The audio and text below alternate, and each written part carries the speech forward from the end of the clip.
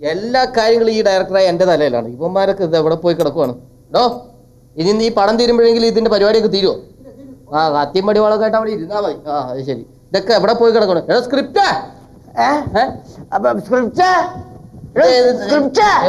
താൻ ഏത് സ്ക്രിപ്റ്റാണ് വിളിക്കണത്? സാറ് വിളിച്ച സ്ക്രിപ്റ്റ് തന്നെ ഞാനും വിളിച്ചു. താനെന്തിനാ ഇവിടെ നിൽക്കണേ?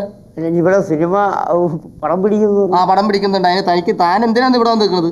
അപ്പൊ എനിക്ക് ഒരു മെയിൻ ഒരാളെ കാണാൻ വേണ്ടി വന്നു. മെയിൻ ആണെന്ന് പറഞ്ഞാൽ ഇതിന്റെ മെയിൻ ആള് ഞാനാണ്. ഈ പടത്തിന്റെ മെയിൻ ആള് ഞാനാണ്, ഡയറക്ടർ. ഡയറക്ടർ കാശ് കൊടുക്കുന്നത് പ്രൊഡ്യൂസർ വന്നിട്ട് എനിക്ക് കണ്ടിട്ട് വേറെ കാര്യമുണ്ട്. ഇവിടെ നിൽക്കാൻ പറ്റത്തില്ല. പുറത്തുനിന്ന് വന്ന ആൾക്കാരെ സിനിമാ ലൊക്കേഷനിൽ നിർത്താൻ പറ്റൂല. പുറത്തുനിന്ന് വരുന്നവർക്ക് ഇവിടെ നിൽക്കാൻ പറ്റത്തില്ല. പുറത്തുനിന്ന് വരുന്നവർക്ക് ഇവിടെ ലൊക്കേഷൻ നിൽക്കാൻ പറ്റത്തില്ല. നിങ്ങളുടെ പടം കൂടി റിലീസ് ചെയ്ത് ഈ പുറത്തുനിന്ന് വരുന്ന ഞങ്ങൾ വേണമല്ലോ കാണാൻ. അപ്പം നിങ്ങൾക്ക് ഞങ്ങളുടെ ആവശ്യമുണ്ട്. അതുപോലെ വേറൊരു പടം വിജയിച്ചു വരികയാണ്, അത് കൂവി പൊട്ടി പാളീസാക്കാൻ നിങ്ങൾക്ക് ഞങ്ങളെ വേണം.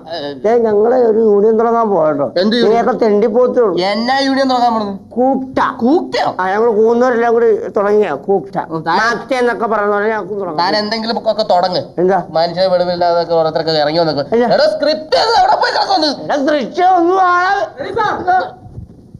ഇത് എവിടെ പോയി കിടക്കായിരുന്നോ? എന്റെ ഒരു സാർ സ്ക്രിപ്റ്റ് കാണാതായിരിക്കും. ഞാൻ അവിടെ തപ്പുമല്ലായിരുന്നു. തപ്പിക്കൊണ്ട് എല്ലാ കാര്യങ്ങളും കറക്റ്റ് ആയിട്ട് എഴുതി വെച്ചിട്ടുണ്ട്. എല്ലാം കറക്റ്റ് ആയിട്ട് എഴുതി വെച്ചിട്ടുണ്ട്. കൃത്യമാണല്ലോ. നമ്മൾ ഹൊറർ ചിത്രമല്ലേ പിടിക്കുന്നത്? ഹൊറർ ചിത്രം.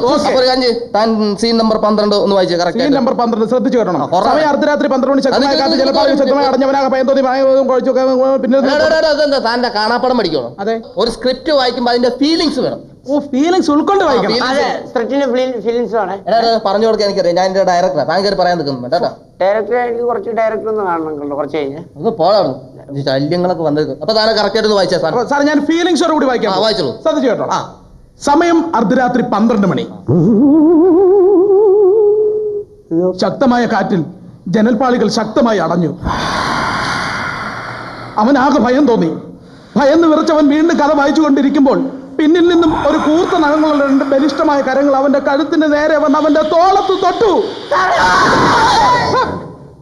മനുഷ്യനെ പേടിപ്പിച്ചല്ലോ. ചുമ്മാ പേടിപ്പിക്കാനായിട്ട് ഇറങ്ങിയേക്കും. ഞാൻ പേടിച്ചില്ലേ? ഞാനും പേടിച്ചല്ലോ.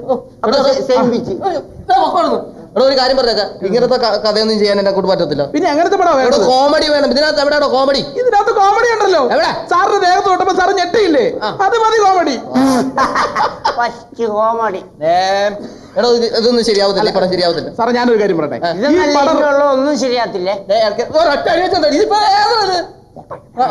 അപ്പൊ സാറേ ഈ പടം റിലീസ് ആകുമ്പോ സാറ് ഹിറ്റ് ആകും. ജനങ്ങൾ ഹീറ്റ് ആകാതിരുന്നാൽ മതി. എനിക്ക് കലി കയറുന്നത്. സാറേ ഞാൻ ഒരു കാര്യം പറഞ്ഞോട്ടെ. കഴിഞ്ഞ വർഷത്തെ ഏറ്റവും നല്ല കോമഡി ചിത്രത്തിനുള്ള അവാർഡ് കിട്ടിയത് ഒരു ഹൊറർ ചിത്രത്തിനാ. അതൊന്നും നേരത്തെ പറയണ്ടേ? ഞാൻ കറക്റ്റ് ആയിട്ട് ഈ പടത്തിന്റെ ഷൂട്ടിംഗ് ഒക്കെ ആരംഭിക്കാൻ പോകുന്നു. അപ്പൊ സ്ക്രിപ്റ്റും സീനും എല്ലാം റെഡിയാണല്ലോ. എല്ലാം റെഡി. Camera action cut. ഇത്രേ ഉള്ളൂ മലയാള സിനിമ. Okay, start action cut release. പൊട്ടെന്ന് പൊട്ടി.